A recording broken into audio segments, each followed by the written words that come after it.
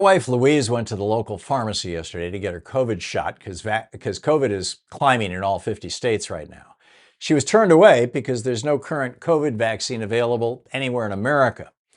This is not a minor risk to us all and should be a national scandal. It's baffling that the media is ignoring it, particularly given the consequences. A Nature study published this month from Boston Children's Hospital found that severe COVID reactivates other dormant viruses already quietly living inside us, including Epstein-Barr, cytomegalovirus, and herpes simplex. They noted up to 50,000 Americans died of COVID in the 2025-2026 respiratory season, and over 10 million Americans are living with debilitating long COVID.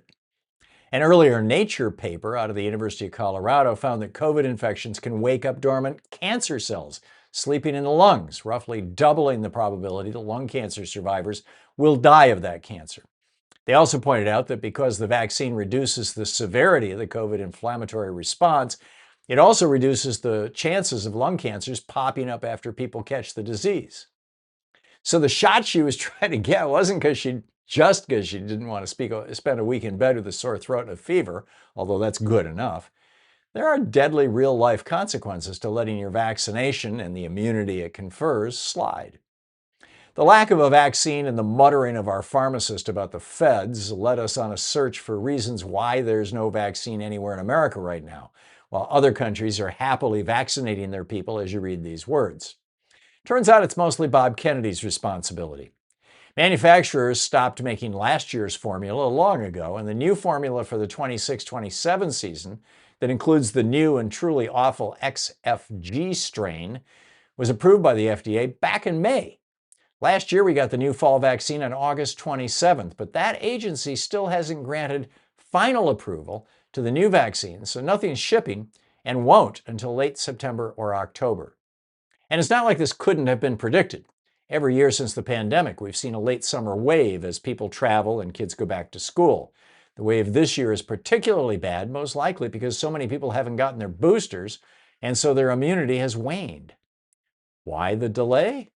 Well, Bob fired all 17 medical professionals who were members of the CDC's Vaccine Advisory Committee and replaced them with anti-vax quacks. A federal judge, noting their lack of genuine qualifications, stayed Bob's appointments in March, along with Bob's rewriting the childhood vaccine schedule. So the committee that authorizes your insurance company to pay for your shots has been legally frozen for 5 months. If you want a shot, be prepared to fork over $100 or more.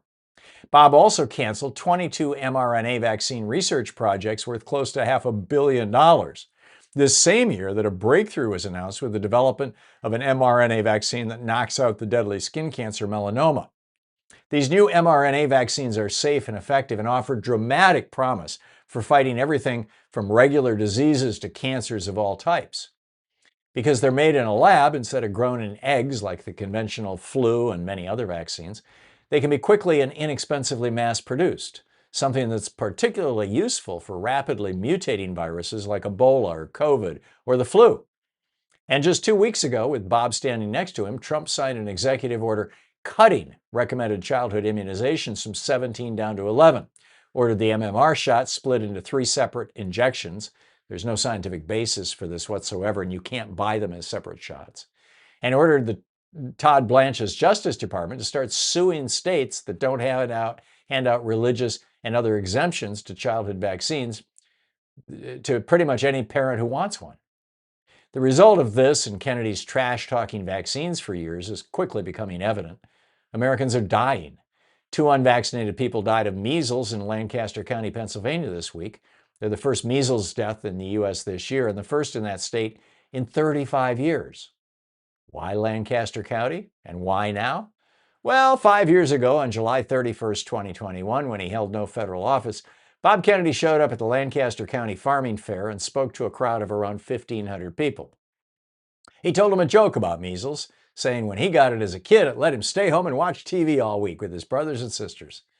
The crowd laughed.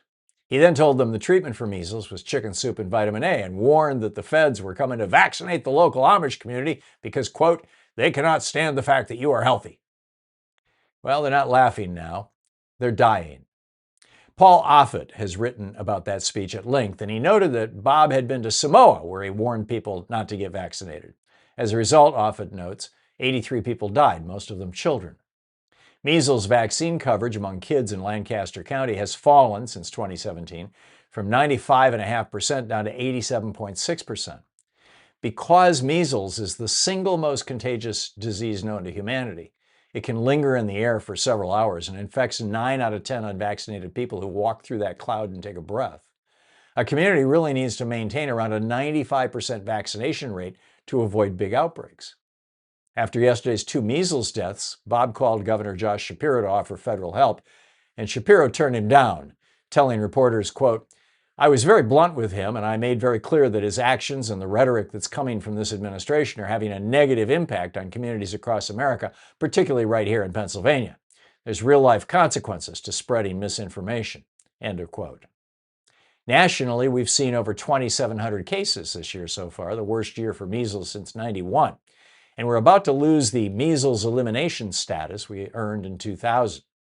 When CNN's Dana Bash asked Bob if he accepts any responsibility for that awful record, he said, "Absolutely not." So now we know the how. What's the answer for the why? Mary Trump, a licensed clinical psychologist and Trump's niece who's known him and his family since childhood, was on my radio TV program yesterday, and we discussed one possible answer. Vladimir Putin wants Americans sick and broke, and Donald, who's talked with Putin for more than an hour about every 2 weeks since his inauguration, and whose CIA director is in Moscow right now, is happy to oblige. Pretty much everything Putin has asked of Trump or would want from him, he's gotten.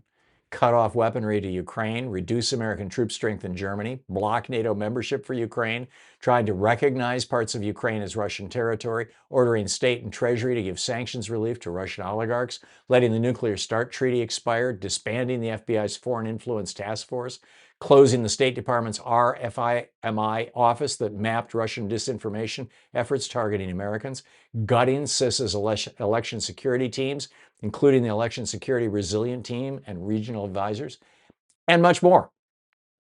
When Biden was president in 2021, our State Department nailed 3 English language online outlets run by Russian intelligence that were trash-talking the Pfizer and Moderna vaccines. Researchers at Johns Hopkins published a study in the American Journal of Public Health showing how Russian troll accounts were using vaccines as a wedge to create the appearance of a debate among American scientists when none existed. They concluded the Russian goal was to corrode trust in vaccines among the American public. This is how you weaken a nation without firing a single shot. Which raises the question, is Kennedy an ignorant dupe or a Trojan horse? Nobody knows, but the evidence for either is damning. Only 2 cabinet secretaries have ever been successfully impeached. Secretary of War William Belknap in 1876 and Homeland Security Secretary Alejandro Mayorkas in 2024. Neither was convicted and removed from office by the Senate. Nonetheless, Congresswoman Haley Stevens filed articles of impeachment against Bob Kennedy last December, charging abuse of authority and citing his efforts to undermine American public health. While there's no chance Mike Johnson or Republicans in the House will allow articles of impeachment against Kennedy to even get out of committee this year, supporting such an effort could, if Democrats can take the House and Senate this fall, pave the way for a return to normalcy, either through replacing him or simply chastising him. When Republicans impeached Mayorkas, they established the modern precedent of impeachment as a remedy for a secretary who's considered incompetent by the majority of Congress. So it may be a good time to call your member of the House and your 2 senators and put this on the radar screens. Stevens' impeachment resolution, HRS 944, is still alive and worthy of getting some more co-sponsors. And if you learned anything valuable from this little video, please consider upgrading your subscription to help us expand the reach of this newsletter. Democracy isn't a spectator sport, and neither is public health or the very large job of keeping the public informed.